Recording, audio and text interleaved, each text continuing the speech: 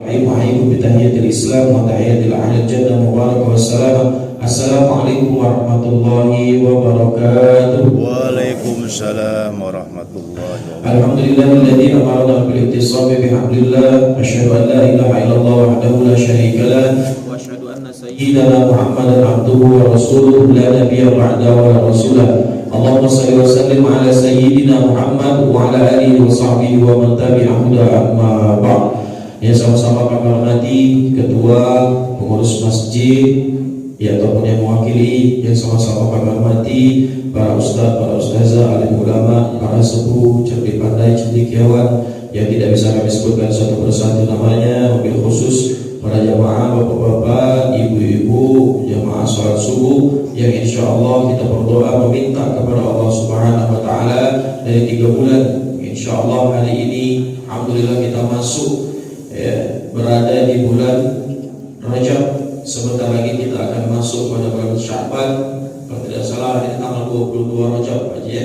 Insyaallah sebentar lagi masuk di bulan Sya'ban dan sebentar lagi kita akan bertemu dengan bulan suci Ramadan. Amin ya rabbal alamin. Dengan harapan dan doa juga semoga kita yang hadir pada pagi ataupun subuh hari ini, insyaallah kita semua Allah Subhanahu wa Ta'ala panjangkan umur kita dalam iman, ibadah dan ketakwaan kepada Allah. Allah mudah lapang berkahkan rezeki kita dan Allah mudahkan segala urusan kita. Amin ya rabbal alamin. Pertama-tama puji dan syukur kehadiran Allah Subhanahu wa Ta'ala dengan sama-sama mengucap alhamdulillah, bersalawat kepada baginda Nabi besar Muhammad sallallahu alaihi wasallam dan sama-sama mengucap Allahumma shalli ala sayyidina Muhammad wa ala ali sayyidina Muhammad. Apa kabar ibu-ibu, sehat? Alhamdulillah. Lah sudah sarapan belum? Oh belum. Ayo Bapak Ibu yang dimuliakan Allah Subhanahu wa Ta'ala, Sayyidina Umar bin Khattab radhiyallahu anhu, khalifah kedua, itu mengatakan bahwasanya ada 3 hal terkait dengan tema kita pada pagi hari ini.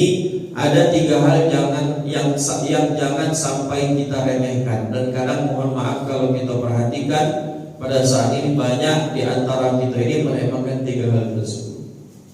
Yang pertama kata Umar bin Khattab radhiyallahu anhu, jangan pernah meremehkan amalan-amalan kecil yang mengandung ridhonya Allah Subhanahu wa Ta'ala. Jadi yang pertama ibu, jangan meremehkan amalan-amalan kecil, tapi ternyata amalan tersebut justru mendatangkan keridhaan Allah Subhanahu wa Ta'ala. Maka Fudail bin Iyad mengatakan, ahabbul a'mali ilallah adwamuha wa in qalla. Jadi amalan yang paling dicintai oleh Allah Subhanahu wa Ta'ala adalah amalan yang kecil akan tetapi senantiasa berkesinambungan, konsisten kita lakukan. Contohnya, percuma sembahyang tahajud semalam 23 rakaat, tapi dilakukan sebulan sekali. Mending sembahyang tahajud 2 rakaat, tapi terus kita dawamkan, terus kita lakukan. Jadi yang pertama adalah amalan-amalan kecil yang mengandung ridhonya Allah Subhanahu wa Ta'ala. Imam At-Tabari rahimahullahu ta'ala, Bapak Ibu sekalian, ketika pada suatu hari hendak menyeberang sungai Tigris, yang mana ketika nak nyeberang sungai Tigris ini, Imam At-Tabari mengendarai, membahasa kita ini apa jukung, apa bahasa Palembangnya, ketek.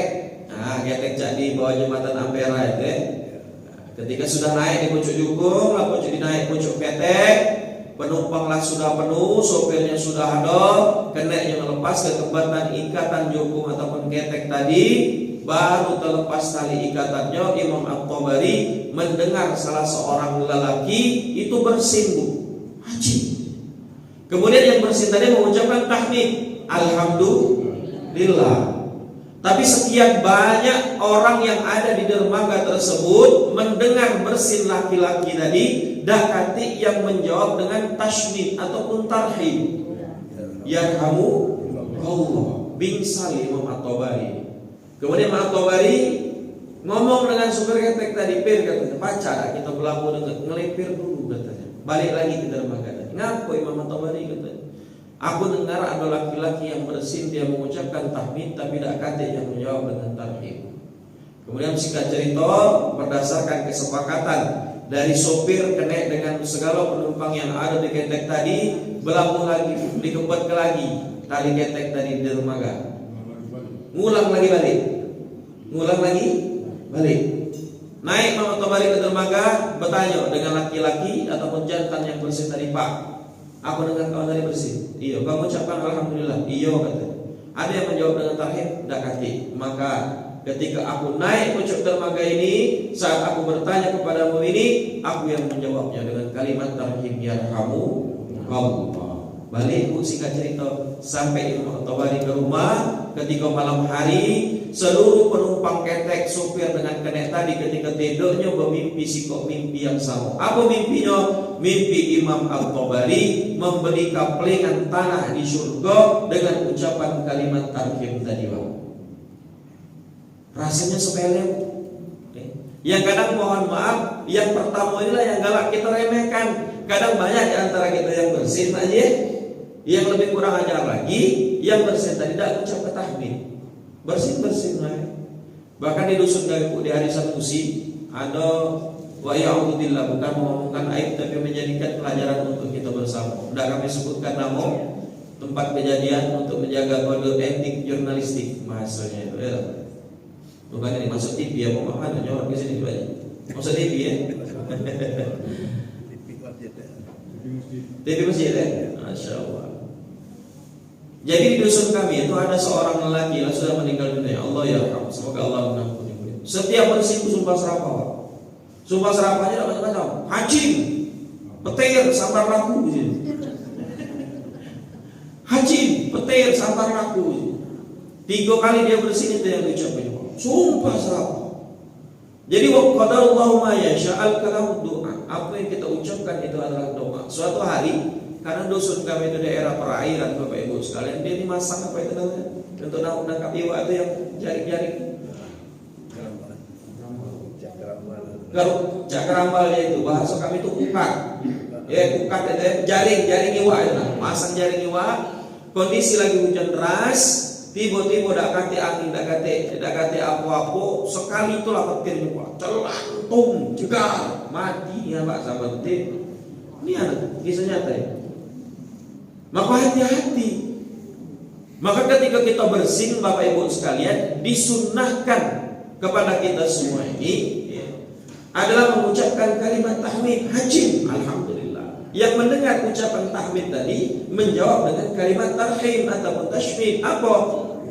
Yarhamu Allah. Dijawab lagi oleh yang bersin dengan kalimat yahdikumullah. Maka salah satu kewajiban antara muslim yang satu dengan yang lainnya disebutkan dalam hadis riwayat Imam Muslim dan Al-Bukhari. Apa kata Rasulullah SAW? Hakul muslimu ala muslim sittun. Hak muslim yang satu dengan muslim yang lainnya itu ada 6. Yang pertama, idza laqitahu fasallim alaihi. Kalau kita ini bertemu berpapasan di jalan, apalagi kita saling kenal, jamaah masjid kita nak berpapasan di jalan atau bertemu di pasar, ada tak sengaja bertemu di mana pun kita, fasallim alaihi kata Rasul, maka ucapkan salam. Ya, mohon maaf, salam sapa senyum kebudayaan Indonesia ini yang disunahkan oleh Rasulullah SAW lah mulai muda Pak, apalagi di kalangan budak muda. Budak-budak ini kalau bertemu kan lagi assalamualaikum, apa jawabnya? Halo guys, ya. Halo JS, mana kabar dulu? Apa loka? Langsung aja loka. Sebab Palembang dan ya. Yang pertama, idza laqitahu fasallim alaihi, mengucapkan salam. Nah, salam ini dapat masing-masingnya. Apalagi zaman media sosial ini, kadang kita di Bapak Ibu sekalian di WA ini ada yang ngejapri, ngechat kita di WA. Gak ada mengucapkan salam tuh basing-basing. Ada yang mengucapkan salam singkat nian, 3 huruf ASS. Ada enggak baca itu? Banyak ya, Pak? Banyak. Coba buka kamus bahasa Inggris, buka Google Translate. Nah, di Google Translate, itu pacak nerjemahkan segala bahasa. ASS itu dalam bahasa Inggris, mohon maaf artinya, nah, saya sebut ke bahasa ya, boyok, burit, pantat. ASS itu, ya maksudnya itu nak nyingkat salam, assalamualaikum maksudnya, tapi ternyata artinya salam. Benar kan? Beda arti.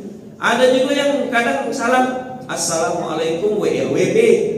Apa dia WLWB? Rupanya warahmatullahi wabarakatuh. Katik salahnya dilengkapi. Kapan kita ngechat, kapan kita mengucapkan salam assalamualaikum warahmatullahi. Terjadi di zaman Rasulullah. Sedang bermajelis seperti ini, Nabi Muhammad sedang tausiah, bahasa kita lagi ceramah, lagi bermajelis seperti ini, datang pemuda pertama mengucapkan assalamualaikum thumma jalasa. Datang pemuda pertama mengucapkan assalamualaikum, kemudian duduk. Nabi Muhammad menjawab salam tersebut, waalaikumsalam. Salasun, kata Rasul. Maka kata Rasulullah SAW menjawab ucapannya, dia duduk, dijawab Rasul, waalaikumsalam, maka kau dapat pahala 10. Datang lagi pemuda yang kedua, assalamualaikum warahmatullah, thumma jalasa, kemudian sudah mengucapkan salam assalamualaikum warahmatullah, duduk pemuda yang kedua, dijawab oleh Rasulullah, waalaikumsalam warahmatullah, isyrun, 20 kata Rasul. Datang pemuda yang terakhir mengucapkan assalamualaikum warahmatullahi wabarakatuh, thumma jalasa, duduk pemuda tadi, dijawab oleh Rasul, waalaikumsalam warahmatullahi wabarakatuh, thalathun wa tamman. Maka pahala pemuda yang ketiga tadi mengucapkan assalamualaikum warahmatullahi wabarakatuh mendapat pahala 30 kebaikan. Wa tamman, dan itu adalah salam yang paling sempurna kata Rasul. Jangan galak lagi bu, nyingkat salam. Ini kadang tak ada lagi salam, tiba-tiba ngecek P, apa dia P? P, ngojongi kak, kira-kira ada duit cak 100. Nah, ngojongi itu lah, ngojongi ada. Salam dulu yang benar, jangan lagi disingkat ASS, jangan lagi disingkat assalamualaikum WLWB, lengkap assalamualaikum warahmatullahi wabarakatuh. Maka dalam riwayat lain Rasulullah SAW bersabda, la tadkhulunal jannah hatta tu'minu wa la tu'minu hatta tahabbu, awala adullukum ala syai'in idza fa'altumu tahabbtum afshus salam bainakum, kata Rasul. Kata yang artinya, tidaklah kalian masuk surga sampai kalian beriman, dan kalian tidak akan dikatakan seorang yang beriman sampai kalian saling mencintai. Maukah, kata Rasul, engkau aku tunjukkan pada sesuatu yang apabila kalian lakukan akan menjadikan kalian saling mencintai? Apa itu? Kata Rasul dalam menutup hadis ini, tebarkanlah salam di antara kalian. Yang pertama, idza laqitahum fasallim alaihi, kalau kita bertemu saling ucapkan salam. Yang kedua, wa idza da'aka fa'ajibhu, kalau kita ini diundang maka berkewajiban kita ini datang. Apa undangannya? Selama undangan tersebut mendatangkan kebaikan. Ada undangan yasinan, tahlilan, sedekah, mengingati hari pertama, hari kedua, hari ketiga, 7 hari, 40, 100, bahkan mengenang. Sedekah akikah, sedekah pernikahan, wajib kita mendatangi undangan tersebut. Selama kita diundang, maka wajib mendatangi undangan tersebut. Bertanyalah ibu ustaz, mak manalah ustaz hukumnya kita ini pergi kondangan, tapi ternyata kita tidak diundang. Tiba-tiba waktu makan kita belok makan. Datang kondangan, acara nikahan, acara sedekahan, ternyata kita tidak diundang. Apa hukumnya ustaz? Makan di tempat uang sedekah tapi kita tidak diundang, hukumnya haram. Haram. Maka hati-hati bu.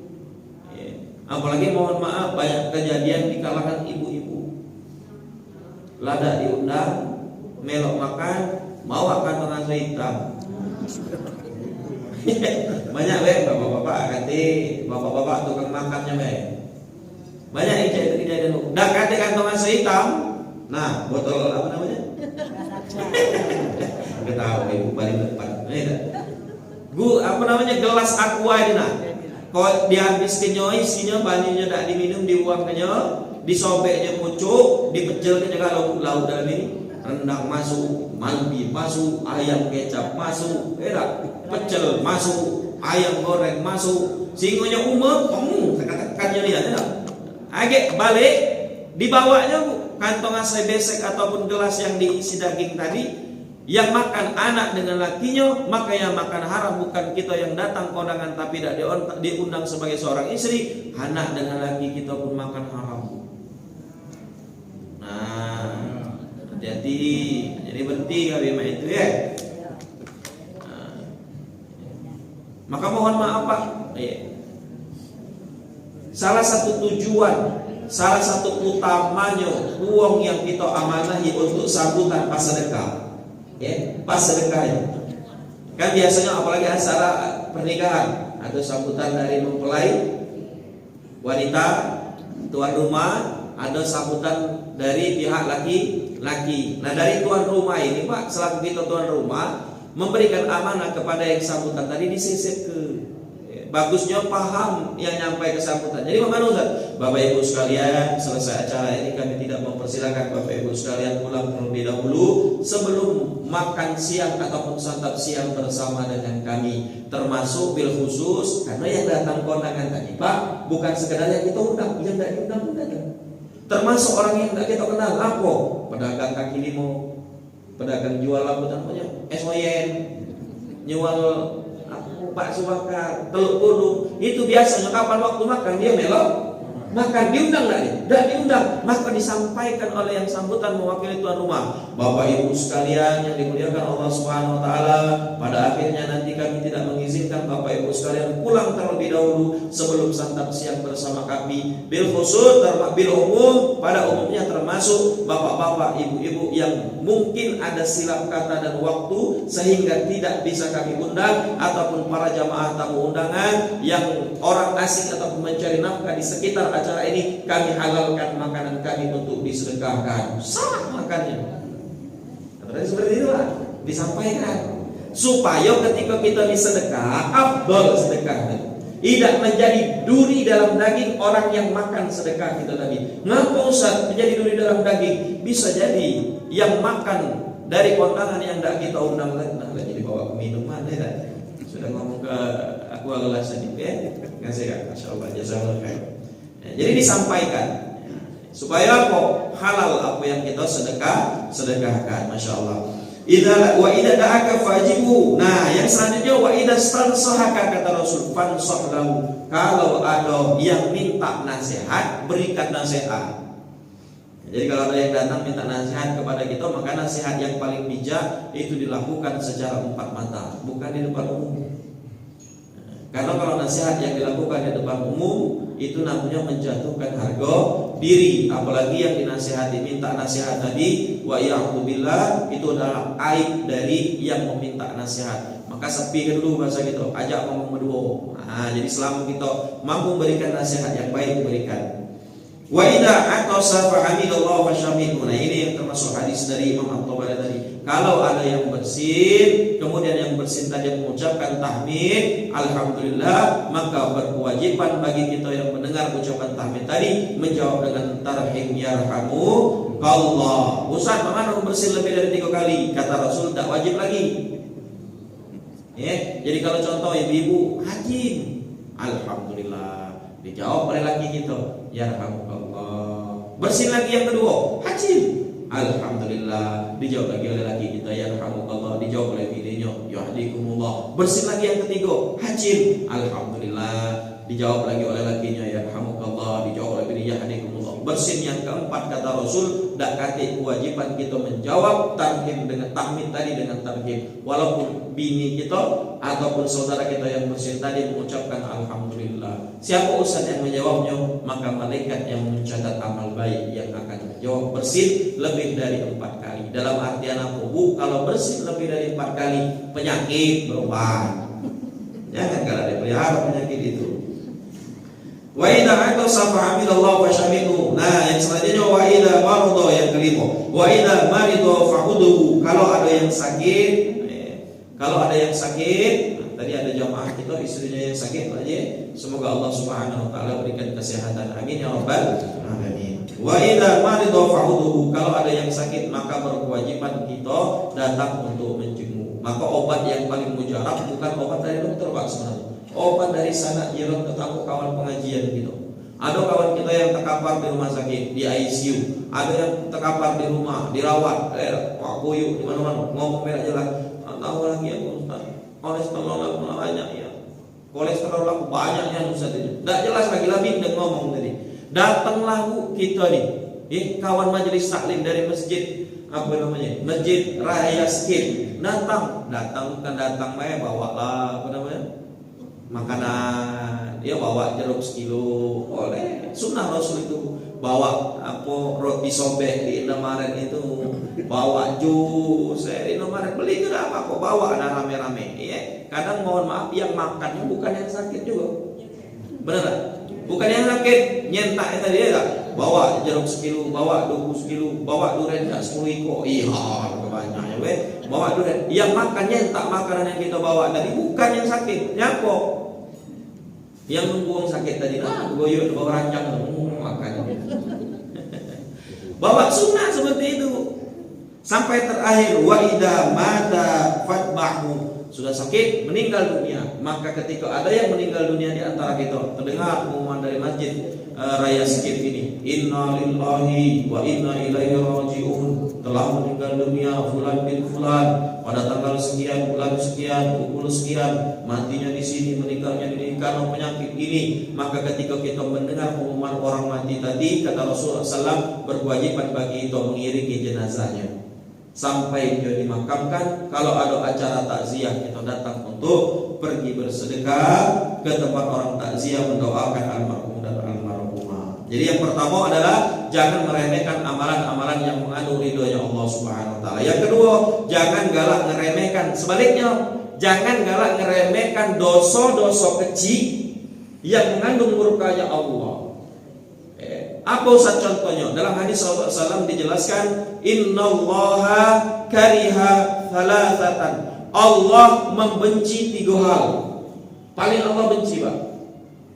Kalau dalam kaidah bahasa Arab, kalau ada hadis didahului dengan kalimat inna, berarti ini penekanan yang sangat dahsyat. Ditambah lagi innallaha kariha, Allah sangat membenci 3 hal. Biasanya kalau dalam hadis yang lain, Rasulullah SAW itu bersabda lembut. Jadi perbandingan innallaha kariha itu bandingannya dengan innallaha la yuhibbu. Kalau innallaha la yuhibbu itu masih halus, Pak. Contoh bahasa rengannya cak ini. Kita ini ada cucu, ada anak sekolah, waktu ngambil rapor gurunya ngomong, innallaha la yuhibbu itu seperti ini. Innallaha kariha, innallaha la yuhibbu itu seperti ini. Datang ngambil rapor, wali kelasnya ngomong dengan kita, Bapak, Ibu, mohon maaf, anak Bapak belum pacak naik kelas karena anak Bapak kurang pintar. Itu innallaha la yuhibbu. Anak Bapak kurang pintar. Alus Bu, masih majas ini. Dibandingkan innallaha kariha. Innallaha kariha itu cak ini. Datang kita ke sekolah, ngambil rapor anak dengan cucu kita, guru kelasnya ngomong ini, Bapak, Ibu, mohon maaf, anak Bapak belum pacak naik kelas karena anak Bapak ini buyan bin lolo. Kira-kira lemak yang mana banyak? Lemak diomongkan kurang pintar. Oh, berarti masih ada pintar ya. Tapi kalau anak Bapak buyan lolo kentong alias bodoh, nah itu berarti innallaha kariha. Sama cak di sini. Allah sangat membenci 3 hal. Yang pertama, qila wa qala. Dan kadang mohon maaf, hal-hal kecil inilah yang galak menghancurkan akidah dan mendatangkan murkanya Allah. Yang pertama, qila wa qala. Apa usah qila wa qala? Qila wa qala itu galak mengutip suatu hal yang tak katik sumbernya. Contoh, sianu itu, uji sianu itu, uji sianu itu, uji fulan itu, uji mamang itu, uji wa itu. Dalam artian apa? Galak zaman media sosial menggoda-ngoda, galak nge-share berita-berita hoax ataupun hoax bahasa itu. Kalau keyakinan zaman dulu yang diyakini sampai sekarang apa Ustaz? Nah, contoh kila wa kola, ngambil cerita, ngambil kisah yang kemudian kisah tersebut diyakini, tapi kisah tersebut tidak katik dalil dari Al-Quran dan hadis. Contoh apa? Contoh, tidak tahu kalau di sini apa ada beda. Kalau di daerah dusun kami itu ada kebiasaan namanya khurafat. Nah, khurafat itu apa Ustaz? Suatu kisah, suatu cerita yang tidak katik dalil hadis dan Al-Quran. Contoh apa? Kalau di dusun kami itu kebiasaan kalau ada orang meninggal dunia jangan masak kacang panjang. Ada bolehnya itu kan? Pernah dengar aja itu kan? Jangan kalau ada acara ada uang meninggal dunia sedekahan itu jangan masak kacang panjang. Adik apa?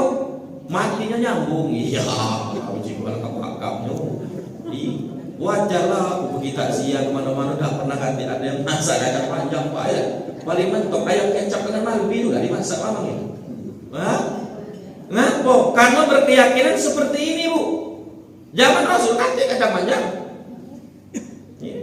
Katanya jangan masak kacang panjang, agak matinya nyambung. Masak-masak. Masalah mati itu bukan masalah kacang panjang aja. Benar tak Pak? Benar tak Pak? Ada juga yang berkeyakinan jangan berfoto wong tiga. Agak singkoknya singkoknya mati. Ada yang tak boleh itu. Jangan tidak kati yang galak berfoto bertiga. Tahanlah nyimpi ke kawannya singkok. Oh saya mau melok foto, aku mati. Ada itu. Nah ini kisah-kisah yang mohon maaf khurafat. Kisah-kisah yang tidak katik dari Al-Quran dan hukumnya haram kita yakini apa merusak iman dan akidah kita. Ada lagi Bu, emak atau bapaknya mati, meninggal dunia, lah sudah dimandikan, lah sudah dikafani, lah sudah disolatkan, dimasuk ke dalam apa itu Pak namanya?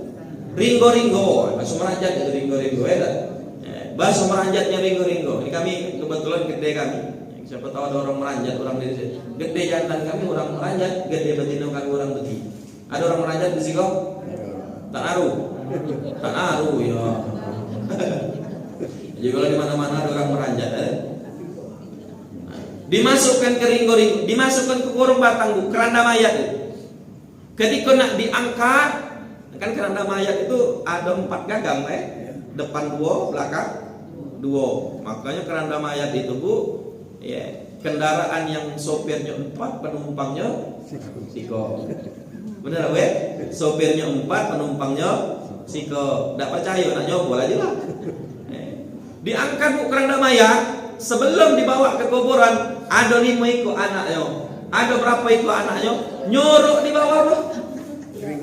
Di bawah ringgo-ringgo itu. No, anak pertama nyuruh, anak kedua nyuruh, anak ketiga nyuruh, anak keempat 5 anak nyuruh itu. Kutanya, ngapa kamu nyuruh di bawah ringgo-ringgo bapak emak kamu? Ustaz, supaya kami ini anak-anak dah tak kenal lagi dengan emak bapak kami. Uji. Dah tak kenal lagi dengan emak bapak. Uji gila. Ngaku gila Ustaz? Emak bapak kamu lah mati tergabung. Nah inilah yang nak kamu ingat. Kalau nak kamu lupakan siapa yang doa ke dia? Benar tak Bu? Siapa nak doa ke dia? Banyak Bu bapak yang sekarang ini, maaf bahasa hurufat, mitos. Mitos-mitos itu tak boleh percayai. Di Indralaya itu ada kebiasaan. Setiap bayi baru lahir, kapan dia pup berak Bu berak, tahu berak? Mesing. Bahasa Meranjat itu berak. Bahasa Palembang ini mesing. Pacak masih mesing apa aja? Salah pacak lagi sarau. Mesing. Kapan bayi baru lahir? Mesing pertama kali itu Bu. Menurut kepercayaan Tanjung Rajo, Indralaya, Ogan Ilir sekitarnya ada beberapa desa seperti itu. Tai pertama dari budak bayi tadi dibungkus dalam tisu ataupun kapas. Tai yang pertama tadi Pak. Kapanlah sudah itu tidak boleh selain bapak kandungnya diambil tai itu, mulai tai bapak itu masuk ke dalam kapas, dimasuk ke dalam tisu, dipuntel bapaknya tadi nyari batang pinang. Lah sudah dapat batang pinang, ditakok batang pinang, ditanam tai dalam apa namanya? Tisu. Alat tanaman kegawian hidup ini. Oh iya. Ditanam, termasuk mertua kami mah itu. Nah, aku tidak percaya. Karena nak ngecik kepala, jadi ke bawah tai tadi. Sudah ke bawah, sudah ke cari pinang. Enggak, aku cari pinang. Masuk dalam kloset. Buang ke. Ngapa Ustaz? Tai bayi tai. Nah, tai bayi yang baru lahir berak pertama tadi, kalau dibungkus dengan kapas, dibungkus dengan tisu, ditanamkan di batang pisang supaya anak tadi terhindar tidak kena penyakit setek. Apa setek deh? Mempanas dalam ini sariawan. Kejang-kejang bahasa meranjat gilo babi. Iya, babi itu kapan babi gilo itu kejang-kejang itu gilo babi. Penyakit setek itu ayan. Nah, penyakit ayan. Supaya balik kejauh sentai dengan penyakit setek ini. Tidak. Nah, banyak mohon maaf ibu-ibu sekalian ya, keyakinan yang semacam ini yang merusak iman akidah kita kepada Allah Subhanahu wa taala dan kadang banyak kita remehkan. Ya, maka yang selanjutnya setelah jangan meremehkan ya, amalan-amalan yang mengandung ridha Allah, jangan meremehkan dosa-dosa yang mengandung murkanya Allah. Yang terakhir, jangan galak meremehkan, kata Umar bin Khattab, orang-orang yang berada di kiri kanan depan belakang rumah kita. Kadang kita ini galak memandang orang sebelah mata, barulah kita ini mentang-mentang kita ini semayang rajin di masjid sehingga menghina, menghardik ataupun menganggap orang yang tak semayang ke masjid tadi lebih buruk daripada kita.